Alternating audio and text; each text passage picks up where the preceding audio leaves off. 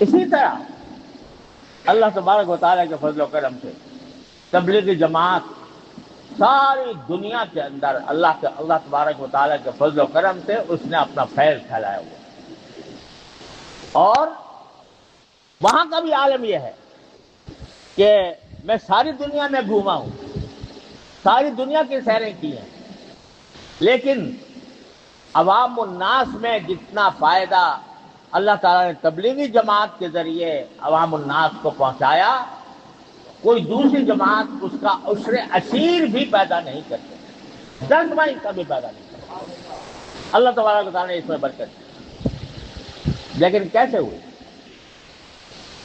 کیا پہلے حضرت مولانا محمد الیاس صاحب رحمۃ اللہ علیہ نے کوئی تنظیم قائم کی تھی؟ کیا کوئی امیر بنایا تھا؟ کوئی شورا بنائی تھی؟ کوئی منصوبہ بنایا تھا؟ کوئی مرکز کی تعمیر کی تھی؟ کوئی پلاٹ خریدا تھا؟ اس اللہ کے بندے کے دل میں اللہ تعالیٰ نے آگ پیدا کر دی، وہ مولانا الیاس صاحب رحمۃ اللہ علیہ کے سینے کی آگ وہ دل میں پیدا کر دی کہ مجھے مسلمانوں کو دین کی طرف لانا ہے۔ اکیلا آدمی، اس وقت تو اکیلے ہی تھے نا، اکیلے ہی تھے نہیں تھے، پہلے سے کوئی منصوبہ بنایا تھا، پہلے سے کوئی کمیٹی قائم کی تھی، پہلے سے کوئی رپورٹ بنائی تھی، پہلے سے کوئی بجٹ بنایا تھا؟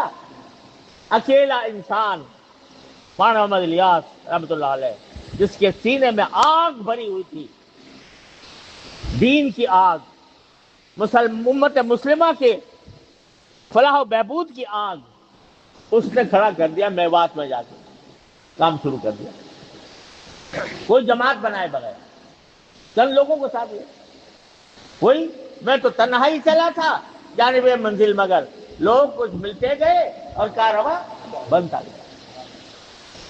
اللہ تبارک و تعالیٰ نے ٹھیک ہے، اصل مقصود تو دعوت تھا نا، اصل مقصود اپنی اصلاح تھی، اصل مقصود دین کی طرف جانا تھا، دین کی طرف بلانا تھا، اس مقصود کو لے کر کھڑے ہو گئے اس فکر میں کہ پہلے سے کوئی کمیٹی بنائے، پہلے سے مجلس بنائے، پہلے سے مشورہ بنائے، پہلے سے امیر متعین کرے، کچھ بھی نہیں، کام شروع کر دیا۔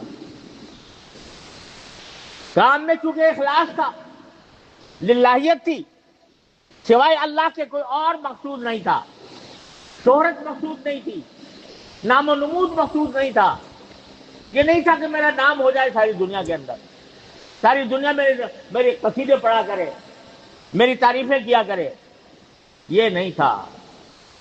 کیا تھا؟ کیا تھا دل میں؟ اللہ کے سامنے میں جا کر جواب دہ ہو سکوں کہ یا اللہ میں نے اپنے دین کے بچانے کے لیے جو میرے بس میں تھا وہ کر دیا۔ یہ تھا نا مقصود، یا کوئی اور تھا؟ یہ مقصود تھا۔ کوئی جماعت مقصود تھی؟ کوئی انجمن؟ کوئی تنظیم؟ کوئی صدر؟ کوئی سیکریٹری؟ کوئی بجٹ؟ کچھ نہیں، اکیلے کھڑے ہو گئے۔ لیکن عملاً ہوتا یہ ہے کہ بعد میں امیر بھی بنا دیا جاتا ہے، تو سیکریٹری بھی ہو جاتے ہیں، شورا بھی بن جاتی ہے، ٹھیک ہے، لیکن وہ مقصود نہیں، یہ تنظیم مقصود نہیں ہے۔ جیسے میں نے آپ کو بتایا کہ صحابہ کرام کو جمع کر لیا رسول کریم صلی اللہ علیہ وسلم نے، کوئی تنظیم قائم نہیں فرمائی۔ دارالعلوم دیوبند شروع ہو گیا استاد شاگرد سے، کوئی باقاعدہ تنظیم نہیں بنی، لیکن بڑھتا چلا گیا، تو مقصود اصلی حاصل ہے۔ اب جب یہ بن گئی تو بسا اوقات ہوتا کیا ہے، جو خرابی جہاں سے پیدا ہوتی ہے وہ یہاں سے پیدا ہوتی ہے کہ تنظیم کو مقصد بنا لیا جاتا ہے۔ مقصد تھا کام، اللہ کا دین، اللہ کی رضا، اخلاص کے ساتھ، مقصد وہ تھا۔ بعد میں تنظیم مقصد بن گئی، جو میری تنظیم میں ہے وہ میرا ہے، جو میری تنظیم سے باہر ہے وہ میرا نہیں ہے، یہ فتنہ پیدا ہو گیا، اور افسوس سے کہنا پڑتا ہے کہ اس فتنے نے مسلمان کو لڑا دیا، قتل و غارت گری تک نوبت پہنچی، مار پیٹ تک نوبت آ گئی۔ بنگلہ دیش میں جو واقعہ پیش آیا، خون کے آنسو انسان روتا ہے اس کو۔ وہ جماعت حضرت مولانا محمد الیاس صاحب رحمۃ اللہ علیہ اگر آج حیات ہوتے تو خون کے آنسو روتے اس واقعے کے اوپر جو پیش آیا۔ انہوں نے تو کوئی نہ ان کو امارت کی خواہش تھی، نہ ان کو شورا کی خواہش تھی، نہ ان کو کسی اور تنظیم کی خواہش تھی، وہ کام لے کر آئے۔ اگر تنظیمیں بٹ گئی، تنظیم بٹ گئی، بٹنے دو۔ اگر بٹ گئی ہے، ہم نے کوشش کی شروع میں کہ یہ بٹوارا نہ ہو، لیکن افسوس ہے کہ نہیں ہو سکتا۔ ہو گیا تو اب بتاؤ تنظیم مقصود ہے یا کام مقصود ہے؟ ایک بات کہو مجھ سے، بتاؤ کام مقصود ہے۔ نعرہ تکبیر، نعرہ تکبیر۔ کام مقصود ہے یا کسی خاص جماعت کے ساتھ منسلک ہونا مقصود ہے؟ کام مقصود ہے، کام مقصود۔ اگر کام مقصود ہے تو خدا کے لیے تفریق بٹاؤ۔ جو کوئی اللہ کا نام لے، جو کوئی اللہ کے دین کی طرف دعوت دے، اس کو خوش آمدید کہو، اس کو اپنا سمجھو، اس کے ساتھ محبت کا معاملہ کرو، اس کے ساتھ دشمنی مت رکھو۔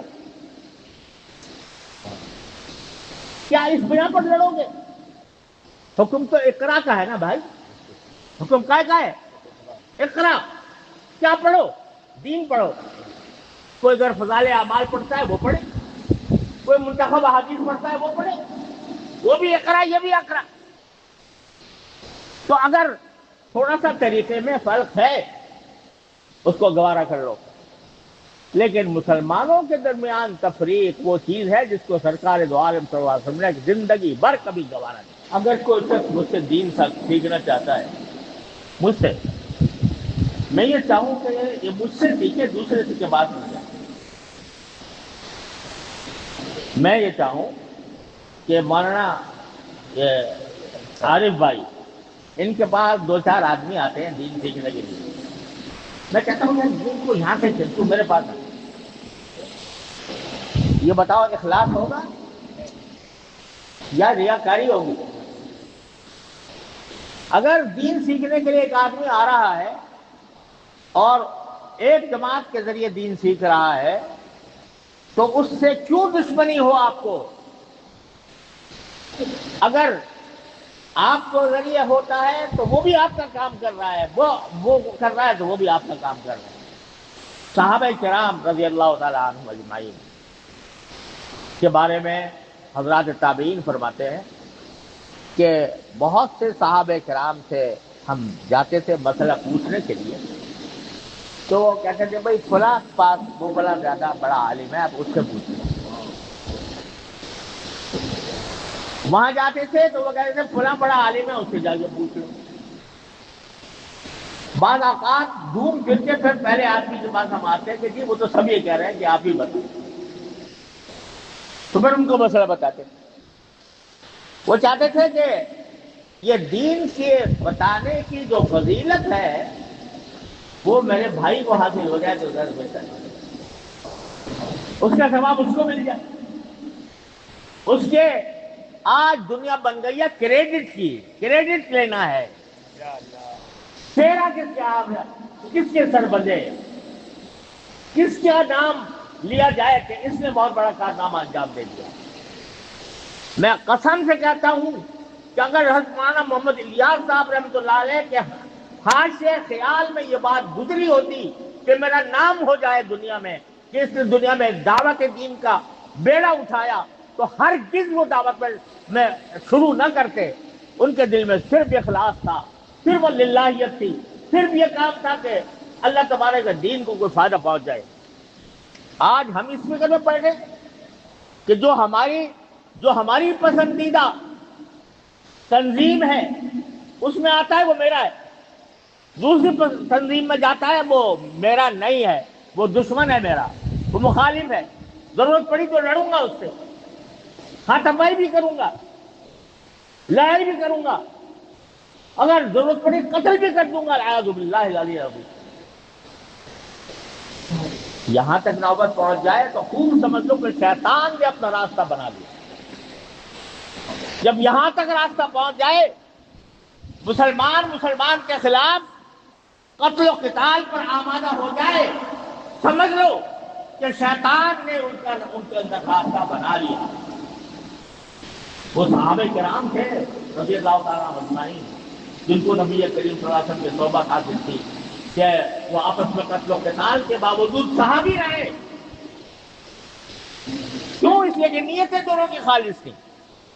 لیکن ہمارے دور میں قتل و قتال مسلمان کے درمیان، ایک آدمی دوسرے پر پتھر اٹھائے، دوسرے پر تلوار اٹھائے، دوسرے پر گولی چلائے، دوسرے کو دھکا دے، دوسرے کو گرائے، یہ سوائے شیطان کے اور کسی کا کام نہیں ہو سکتا۔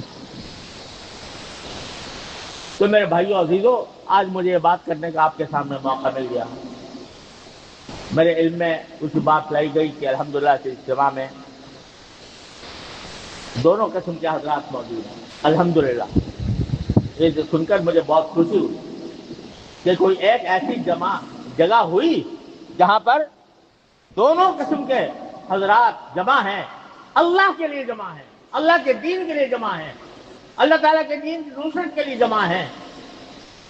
انشاءاللہ اس پر برکتیں نازل ہوں گی، رحمتیں نازل ہوں گی، اور اپنے دلوں سے یہ کینہ نکالیے، اپنے دلوں سے یہ بغض ختم کیجئے، یہ ایک دوسرے کے خلاف محاذ آرائی کا سلسلہ بند کیجئے، اور سمجھیے کہ چلو ہم الگ ہو گئے ہیں، لیکن جو اصل مقصود ہے اس میں ہم متحد ہیں، وہ ہے اقرأ باسم ربک الذی خلق۔ لیکن بس خلاصہ یہ ہے، اقرأ کو مضبوطی سے پکڑ لو، اقرأ کو مضبوطی سے پکڑ لو، دین پڑھو، دین پڑھاؤ، دین پہنچاؤ، لوگوں کو دین کے قریب لاؤ۔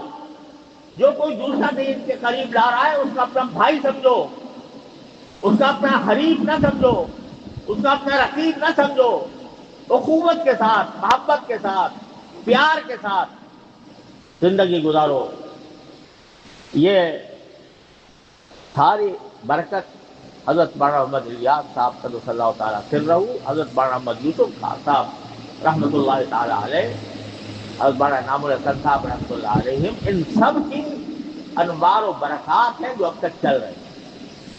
لہذا ان کو خدا کے لیے آپس کی دشمنیوں، عداوتوں، لڑائیوں، جھگڑوں سے برباد نہ کرنا۔ جو اصل مقصود ہے وہ حاصل ہونا ہے۔ جو کوئی بھی دین کا کام کر رہا ہے اہلاً و سہلاً اس کو خوش آمدید کہو۔ اللہ تبارک و تعالیٰ اپنے فضل و کرم سے ہم سب کو اس کی توفیق عطا فرمائے۔